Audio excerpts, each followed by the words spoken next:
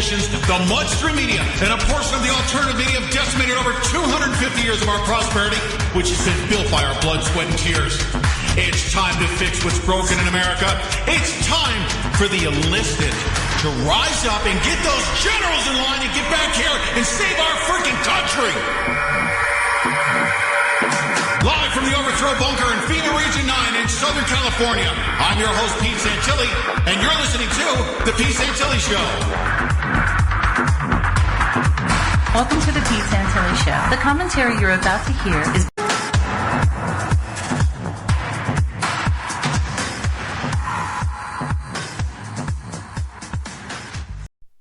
You have wanted to hear from him. I know you have. His name is Lieutenant Colonel Roy Potter. And the reason why I'm so anxiously bringing him to the line right now and making this telephone call is because he's been turning his phone off and he's been on, I'm going to say on the run. Sir, welcome back to the Pete Santilli Show. How are you? A little tired, as you can imagine. Oh, I can imagine. Listen, this is what I want to do. I want to hear from you in your own words and do the least amount of talking that I have to. What the heck is going on right now? Can you describe who has been tailing you, what's been going on? And, of course, we've been watching all of your videos. But when did this thing start? A couple days ago? You had somebody following you? Tell us the story as to what led you. Yeah. Actually, let me go back. I'll try to make this succinct. You know that's hard for me, Pete, but I'll try. Me too. When the Boston bombing thing happened, and I first put that video up on my take on that, I started getting attacked, and I won't mention the names. It's kind of like, why give your enemy any airtime? Sure. But I started getting attacks from a guy that I'm pretty sure he had been in the military, and he probably had some CIA or at least craft connections. Craft being, the former Blackwater, and it was really nasty stuff. He was attacking me, saying I hadn't been in the military. You know that whole story where I sent you my records so that I had some independent verification of who I said I am. And anyway, that continued on, and it got really vitriolic and nasty. And I let him finally basically nix himself because he finally had to admit that I was a lieutenant colonel, and then tried to start smearing me in some other ways. Not saying I'm a perfect guy because I'm not, but at any rate, he finally had to admit that, so it showed that all of his other statements had been lies and prevarication. So that's when I finally blocked him from the site. Well, of course, then I started getting attacked by all these other trolls and people, and, on the Internet, that's not too much of a big deal. You don't worry about that. But as I was uploading some videos, I'm not going to give any locations in this explanation. I don't load them up from my home. I go to places out in the public and load them up there, and I change usually every time, but I got lazy this one time and went to the same place 3 times in a row. Well, some people showed up, and I looked at them. I thought, man, they look like cops. And then, they just kind of watched me for a little while and left. Well, I thought, okay, no big deal. And then the next day I went back, and I was uploading another video, and here they come again. And this time they start taking pictures of me with their cell phones. Well, I just kind of smiled at the guy, and I guess I gave him, it must have been an evil grin because the other guys had already left, and he was staying there taking pictures, and I gave him this evil grin, and no kidding, Pete, he jumped up out of the chair and ran out, got in his car, and sped away. I think I must have scared him or something. Oh. But that was my first encounter that there was, that I was actually being monitored. And that was on what day? Whenever I got on the net. And that was on what day? Pardon me? That was on what day? Oh, this was like 2 months ago. Oh, 2 months ago. Okay, yeah. I'm just giving you the history. Yeah, I remember that same story. That's why I was wondering. Yeah, I remember that 2 months ago. You told me about that. Sure, go ahead. That was about 2 months ago. And so, anytime you get on the net or your phone, I know what their capabilities are. I mean, I've been out of the loop for a long time. But go ahead and continue on. All right, and I'll try to be succinct again. So at any rate, we've been working on this thing, and I've been having all kinds of trouble with my email, with uploading to YouTube. Even Conservative Prime was having problems with that. Sometimes you just figure it's because of the queues or, the connection or whatever, but it was just happening too much. So at any rate, I was planning on giving a big briefing yesterday, and I had actually recorded the video early in the morning, and then I went over to a place, and I was trying to upload it, and it wouldn't let me do it. I tried and tried and tried. It wouldn't go up. I'd spent maybe an hour and a half just trying to get the thing to go up. And then I get a phone call, and it's from some information on this UN business on the East Coast. So that came on my phone, and then what I was going to do is go out to my car and get an adapter for my micro SD card so I could load those pictures onto my computer so I could get better resolution. Right. Well, on the way out there, all of a sudden, two vehicles come up. A black SUV comes out. I was kind of parked on the curb, but the curb with the sidewalk in between is kind of narrow, so they parked on the street in front of my car blocking. And then this other car comes up, and I'm not going to give you particulars because, as you know, I have a message out there. I want to hear from you guys. The particulars, I need to have only them know. Right. So I know it's them contacting. Right. But this other car comes up and parks up behind my car, and I look at this and I go, uh-oh. You know, my spidey sense goes up, of course. Well, they spot me. Well, I take off running, and I go through this field in the back and run around, and anyway, they can't find me. And, you know, it's a trade secret. I won't tell you how that works. Yeah, and but, were they anyway, chasing you? No, they were in their cars. They never got out of their cars, but they were trying to keep track of me inside their cars. They're Wow. lazy. You know, if they're who I think they are, they're just lazy, and that's just par for the course. It was obvious that they weren't out to serve any warrants or anything for me, and I'll explain that after the break. But at any rate, so this thing goes on for 3 hours, where I'm ducking them, and they're out by my car. They're waiting for me to return. I never do.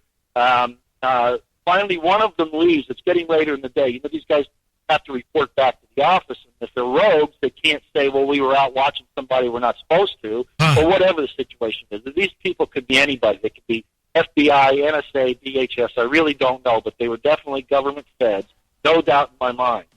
So, at any rate, I wait, and then this last car is there, and I'm going, dang, how long are they going to be there? So, Okay, here we go. We're going to come back from the break. Hold on one second. Hold that thought, and we're going to come back from the Rents Network. Here we go. All right, we are back on from the break on the Rents Network, and we're with Lieutenant Colonel Potter. So we went commercial uninterrupted because we only have so much time with Lieutenant Colonel Potter, who has just described to us that he had these Goombas and black SUVs. One actually blocked him in to his parking space. He was on the run. They did not get out of their vehicles, but they did pursue them in their vehicles. And Lieutenant Colonel Potter was able to escape them. And now, so it's later in the day. This is hours later after you're running, trying to evade these guys. Tell us what happens from there. Right. So the one, there were two cars. The one left. The second one stayed there. Actually, the first one showed up from his position. I'm sure that was the case. They stayed there for a long time, and then they started moving back and forth on the curb. They were obviously looking to see if they could spot me anywhere. And then, for some reason or other, I think they thought I was across the street, and so they took off across the street and started searching around over there. And, you know, I ducked again, and, of course, by this time they wouldn't recognize me anyway for reasons I won't explain. But at any rate, then there's a gas station across the street, so they pull into the gas station. They're not getting gas, by the way. They're parked underneath the canopy to stay cool, and they're there for maybe 20 minutes or so. And finally, one of the guys gets out, obviously a Fed, obviously. He goes inside the convenience store. He's the other guy in the car. Inside for maybe 10 minutes, comes out, gets in the car, they sit there for another 10 minutes, and then they come out and they make another loop around looking for me, and finally, you know, it's getting to be late in the afternoon, so they leave. Well, I give it a few more minutes to make sure that there's nobody that they've left behind or have come in to replace their watch. And, of course, that's a risky thing because I don't have 360-degree vision, of course. I don't really know what's going on. I'm by myself, so I'm taking the risk. But I go ahead because of how I do this. I go ahead and I get to the car, and I get inside from not from the driver's side, from another door. I kind of sneak in and get in the driver's seat, look around, make sure there's nobody around, and I beat out of there really, really fast. Now, the interesting thing is that I thought this was only happening to me. I found out last night or this morning that the Blog Talk Radio, it's called, I got to look at this because I always forget, Heads Up Warriors with Kathy. If anybody's familiar with that, I was supposed to be on that last night to talk because it was, you know, just having some guests on. They've asked me to kind of be a co-host every once in a while, and we'll see how that works out. But at any rate, I couldn't make the show for obvious reasons. I didn't want to be on the phone. I wanted to kind of give myself a chance to back off of this thing. Well, I find out this morning that they were shut down last night. I don't know at what point, but apparently it wasn't very long into the show. They were shut down, and there was another guy who is a lot like me. I don't think he's military, but he's kind of a commenter on YouTube. He got blocked in by two police-type vehicles where he was, and they harassed him a whole bunch. Now, Nice. This has probably gone on all over the place. Nice. I imagine they're more. Yeah, there's a delay, Pete. Sorry. No, that's okay. And I'm sorry. Can you hear me okay now? Yes, I can. Did I cut out? No. You're fine. You're fine. I just didn't. I didn't want to interrupt. If you could please describe to our listening audience who these, like you referred to rogues, if they were rogues. What are you referring to? Who could they possibly be? Okay. My guess is that they were either agents out. They're answering to somebody other than their normal supervisors. Is how I would kind of view this.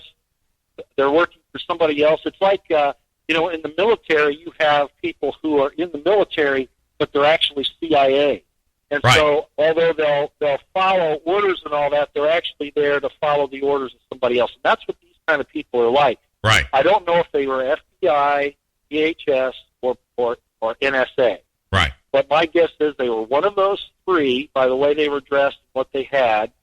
And the fact that they did not book my car, have a search warrant to go through it or anything like that, it's obvious that they weren't there on really legal, upfront business. So these guys are doing something for somebody, like that guy who was harassing me on my internet or my YouTube site, doing it for somebody outside the normal chain of command. I'll just put it that way. Unless the entire unit they work for is rogue, and of course, the hostage negotiations team in the FBI is really suspect, as are, almost all the different things, DHS and the NSA. But that was my take because of how they operated, number one. Number two, the fact that they left right around the closing time for their office, in the afternoon. They don't want to be gone and not do whatever they have to do to go off duty at the right time. So that's kind of how I based that. And I had one other thing that I was very fortunate about, and you got this in my email I sent you. These were not the best and the brightest. Right. And I felt insulted, but I was also grateful, because if it had been people that knew what they were doing really well, I could have been in a lot of trouble. Yes, sir. Now, it's good to hear that you're safe. Everyone is very, very concerned that, everyone is concerned that you're being even surveilled, but we know what that's all about. That's a current event that everyone is really upset about. But for you to be pursued, I want to go back to a couple of reasons why they would want to come after you, because you obviously have some pretty good contacts that are feeding you information, such as information leading to the conclusion that Commander Job Price did not commit suicide. Right. Okay, so that would be one reason. If you don't mind, I want to talk about that a little bit here. We have probably about 5 minutes before we cut to the break, but I want to keep you with me. But tell us about what you know about Commander Job Price. He is a Navy SEAL commander. He was with Hillary Clinton. He came out of Afghanistan. Tell us from there what you know. Yeah, of course, I got to be careful from my source. Remember, Veterans Today, about 2 months ago, I actually kind of broke the story. And you and I both know that you got to be careful with things like that. You never really know what they're doing. But then the source that I've had for a long time, who has access, I'll just put it that way, sent me a message with information that I sent you as well, talking about this whole thing with Price. Now, this individual would know because he is a boots-on-the-ground guy who is working this stuff every day. And so when I got that, and I didn't ask him about it, he sent it to me just out of the blue, along with this other information on the movements of different troops around. And I don't reveal troop movements because even though I feel that what the United States is doing around the world and to our people here at home is despicable, I will not endanger my soldiers. I won't do that. So I'm not going to give troop movements and give that information out other than to say that a lot of crazy things were going on, including foreign troops, and that's, of course, where I was immediately concerned. Not that they're going to have this martial law thing, although this same individual said that things would start to happen between the 21st, I think it was, and the 26th of June. But that would be kind of the kickoff. See things deteriorate rapidly from there, maybe even a major false flag event. Like today, they were thinking it's today, but of course you and I know those things are fluid. But at any rate, so that was the information I got, and this thing with job price was that, and I will just go ahead and say it now, that the Veterans Today article was in fact nearly 100% accurate, that they had taken off from Afghanistan and they were supposed to be flying somewhere else, but they landed in Iran. And in the landing, one of the engines cut out, and they crashed. And John Price was killed in that crash. Hillary Clinton, that's where she got her knock on the head that she says, came from the flu or whatever. She was really in that. It's too bad it didn't take her out instead of Job Price. So sad, anyway, yes. Yes, you're right. So that was the story, and it was verified by this individual who would in fact know, yeah. Now, as far as me, I'm small fry. I don't really know what's going on here, why they would do that. Remember, they've done it to this Blog Talk Radio and to this other YouTuber, and I would suspect that yesterday was kind of like a beta test. They probably did this to other people that scared them that aren't saying anything about it. But me, it just makes me, I've been real careful about how I posted and where I've been when I posted, but I don't shut up. Yes, sir. Oh, thank you very much. I'm glad you say that. And here's what and I'm not going to speak on your behalf. I want you, in your own words, to either agree or to supplement what I'm about to say. I'll speak to, quote unquote, them.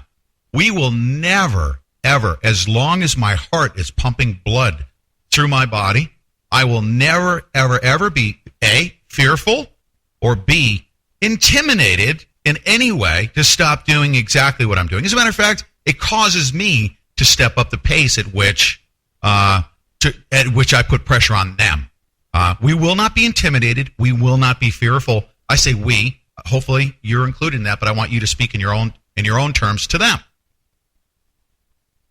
I will agree with you 100%, Pete, with one caveat, and that is that when things like this happen to me, I revert to autopilot to my training.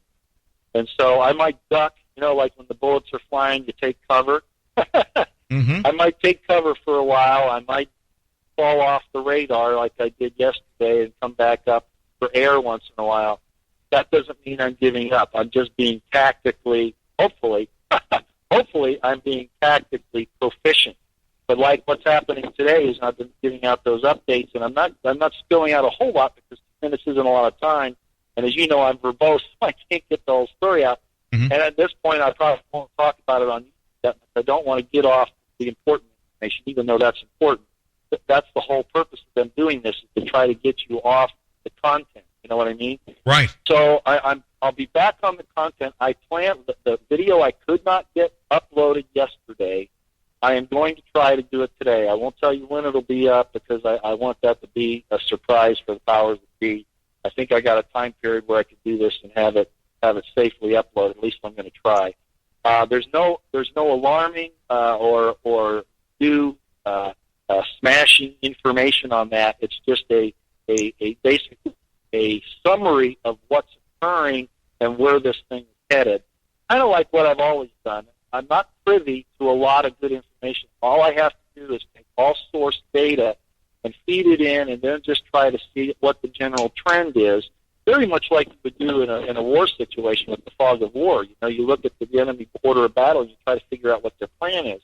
Well, that's what's happening here. You're never 100% accurate, but you can get a picture of the trends. The general activity of what they're doing, and it's very obvious to me that we're entering into an extremely dangerous time. We even have foreign governments that are furious over the Obama spying thing. I know that they trade spying information. They're not fooling me. They sell it to each other. I realize that. But when you get governments like Ecuador saying that the United States used to be the bastion of liberty and now they're more like when you get the Ecuadorian president saying that. Lieutenant Colonel Potter, stay right there. We're going to break away to the network for the news break. I'm going to keep you with me. Same way, commercial uninterrupted, ladies and gentlemen. Stay right here. We will be breaking away on the Rents Network Stay put, and we're with Lieutenant Colonel Potter. You don't want to go away. Okay. Fantastic. Here we go. Lieutenant Colonel Potter, we're going to stay on here. Now, Ecuador, I mean, this whole NSA thing, let me ask you this. I haven't had a chance to engage with you on this conversation. I call bullshit on the NSA whistleblower coming out to talk about stuff that we should have known for 10 years, dating all the way back to when Bush signed the executive orders to allow the NSA to do so. I think there's something very wrong about this former CIA agent now working for, Booz Allen and Hamilton, now coming out saying that the NSA is surveilling everything, and they have been there were PBS documentaries describing such things. But this one guy coming out all of a sudden out of nowhere, to be that hero that everybody wants so desperately, but B, with the whole China thing and Russia, I don't know. I smell something nasty going on here. What about you? Well, the way I look at it, like, this is absolutely correct, by and large, that Snowden did not reveal anything that anyone who has been paying attention didn't already know. I agree with that. The fact that he did this, my personal feeling is that he might have somebody handling him without his knowledge. I don't believe he's a field agent. I think he is really what he says he is. Very intelligent. By the way, field agents who don't talk like he does. if you notice, this guy sounds like an analyst. He sounds like a computer geek. That's what he sounds like. Could he have been, coached to do that? Yeah, maybe. Whether he knows what's happening or not in the big picture, I don't think so. The possibility he handled to divert our attention from, say, Benghazi or from the war in Syria, all of that, certainly. All of that. These guys in our government are the experts at disinformation and propaganda and psychological warfare. They're experts at it. They are the very best the world has ever seen. So, unfortunately, I'm a little out of that. I was involved in intelligence, but I wasn't the heavyweight like Lieutenant Colonel Anthony Schaefer was with Operation Aid to Danger. I was never anything that big. So, I'm not privy to all of the dirty tricks that they can do, but you can bet that Snowden is being handled by somebody. The mere fact that supposedly escaping U.S. surveillance right now is an indication of that, because that just don't happen. That don't happen. So there is something else to the story, but I wouldn't. But what he has said, I think, as we said, is absolutely true. It's just what his part of it, what he knows about what he's doing. I think that's open to interpretation question. You know what? Let's do this. I have to cut away. I have to cut this hour out. So just stay right there. Real quick, I'm going to come back, okay? Ladies and gentlemen, I'm with Lieutenant Colonel Roy Potter, and we're just going to cut away here. I need to break this hour and upload it. And coming up here in the next hour, I'm going to be right with him. Don't you dare go away. Jesus' love for me could never die. Okay, hold on one second. I have to cut the recording here, and then I'm going to come back here. Here we go, sir. How much more time do you have? Do you have a few more minutes for me? I'm fine, yes. Okay, good. Hold on just one second. Let me get... Rocket, stay right there, okay? Okay. I'm going to keep you through the bunker news break, all right? All right. All right. Rocket, you there? Rocket. Listening to Colonel Potter. Okay, yeah, listen, do you have any questions for Lieutenant Colonel Potter? No, just thanks for being on the show. Okay. Take care of yourself. Yep. Hey, listen, if you have any questions, interject. And Patrick Henningsen, stand by for the bunker news break. I have Lieutenant Colonel Potter on the line here, so we're going to continue on, and then we'll transition to you here Peter, momentarily. I'll see you tonight, buddy. Okay, man. All right.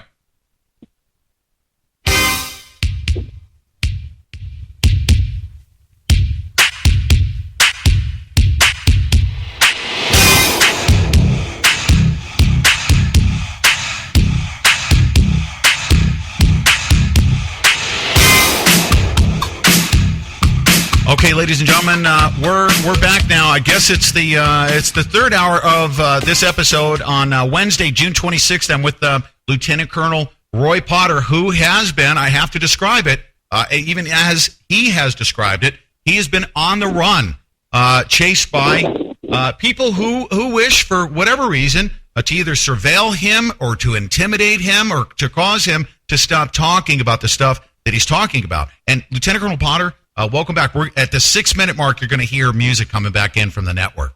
Okay, so just bear with me there. But wouldn't you say that we are not necessarily out trying to grasp for straws? We're in a state of heightened, constant readiness. So when we hear of something, we want to get it out there because we know what these bastards are up to. They're up to do one of several different things, one of which is to take us to war. Secondly, is to kill a whole heck of a lot of Americans that are just nothing but a bunch of speed bumps out in the middle of their raceway, aren't we? Yeah, oh, exactly. That's their attitude to it. And actually, I bring up in the video that I tried to upload yesterday, I give a little history of that and show that the leadership has not changed in literally thousands of years. And, people want to depend on this government to protect them, and that's not what the government's about. It's about own interest. And when I say its own interest, I mean the people in the halls holding the reins of power. They're the only people they make any decisions for. Everything else is a smokescreen. And I won't take that to, I like to philosophize. That's really what I consider myself to be, is kind of a philosopher. I don't like this operational BS. I only did it as a matter of the fact that, I was thrust into it. But I much prefer talking about, the heart and the Constitution, spiritual things that keep people enlightened about that. But you can see, I guess, on the other hand, when you try to do that, the powers that be finally got to stand up and take notice of you, and they want to either intimidate you or shut you down. Now, I don't think I'm in the kind of danger that Breitbart was, or Hastings, or those kind of people. I don't believe that. I believe that if you were, that you would find out probably after the effect. They would just take you out. You would, right? Yeah, you're right. Right. You're correct about that. So, assuming is a bad thing. What is it? I'm going to say this on air. I hope it's okay. Assuming is making an ass out of you and me. So, so there's a lot of truth to what you say. So I am cautious. But I'm cautious more not from the point that I'm afraid, but that I don't want to be defeated. I'm in battle mode now, and I want to win. You know what I mean? So when I do these things, it's to duck the rounds, incoming rounds, behind cover, so that I can go out on the flanks or go underneath the barbed wire or whatever you want to talk about. Yep. Drop from the parachute, back behind enemies. That's what I'm doing. Stay right there. We're going to hear music coming back here from the break here momentarily, okay? And the network's going to come back in. And Patrick Henningsen, as soon as we're done here, Patrick Henningsen will join us. Well, listening to No Messiah. But you know what? I do that in the face of tyranny.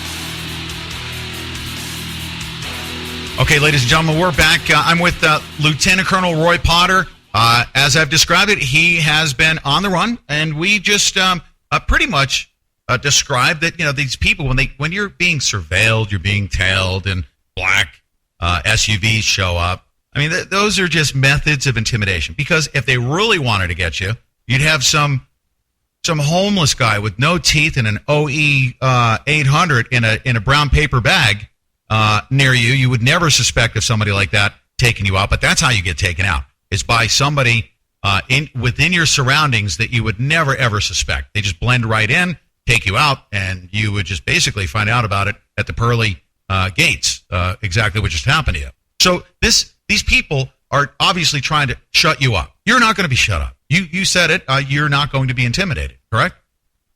That's correct. I made a promise. I'm going to keep my promise the very best that I can.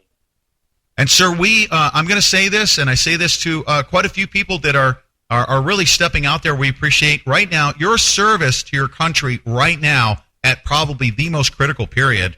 And is most important for us. It's the type of leadership we need. We need information. And obviously, we are in a war footing right now. Information is very, very critical for our survivability. We're in a war footing. The opposition is obviously operating in the darkness in a full state of war, aren't they? Oh, absolutely. There's no question about it. Anybody who, all you got to do is the Cold War situation that we supposedly waged on the Soviet Union. We're not doing it to the Soviet Union. We're doing it to our own people. Yeah. Oh, absolutely. They're doing it to us. Our government is doing it to us. Are you saying what we used to do in the Cold War to the Soviet Union, we're now doing to our own people? Is that what you just said? Exactly. Wow. Exactly. That's exactly what I said. That hurts me. That hurts. Yeah. It's sad to see, but it's absolutely true. Lieutenant Colonel Potter, I want you to stay in close contact with us. I wanted to go all the way through. I'm actually going to grab this excerpt, make a completely separate video. I want you to tell everyone that's going to listen to this thing, tell them, your most important message right now. If it's, obviously you're on the Guerrilla Media Network. We give updates on a regular basis, but I want you to tell our listening audience what you need to tell them at this point in time, because you may drop off the radar here in the coming days. Well, the most important thing, and I guess it's the same thing I've always said. And I don't mean to be a pessimist or a defeatist, but I honestly don't think we're going to fix the government. As I say in this video that I'm going to try to get up today, they will not leave power without murdering millions of people. They won't do it. And so we're at a situation now where the best thing to do is to prepare with like-minded people, get to places that have constitutionally minded, local governments, state governments, whatever. I know that I sound like I'm singing off a sheet of music again, but I really don't know what else. So like-minded people, getting prepared, getting food and water, enough that you can share with other people. Try to pull out of the system as much as you can, because you don't want to go down with it. And it's going to drag a lot of us anyway, but the only thing I can say is do your best to get out of the way. And Absolutely. I'm sorry it's not more positive than that, but when you realize what they have and what they can utilize against us, I don't want to say that we're going to be defeated. They're going to go to war with each other and they're going to destroy themselves, but they're going to take so much with them that we've got to be able to make it through this thing and reconstruct it on the other side. Yes, sir. Sir, stay in contact with us. Thank you so much for making the effort and taking the time out. By the way, always remember, sir, there is a second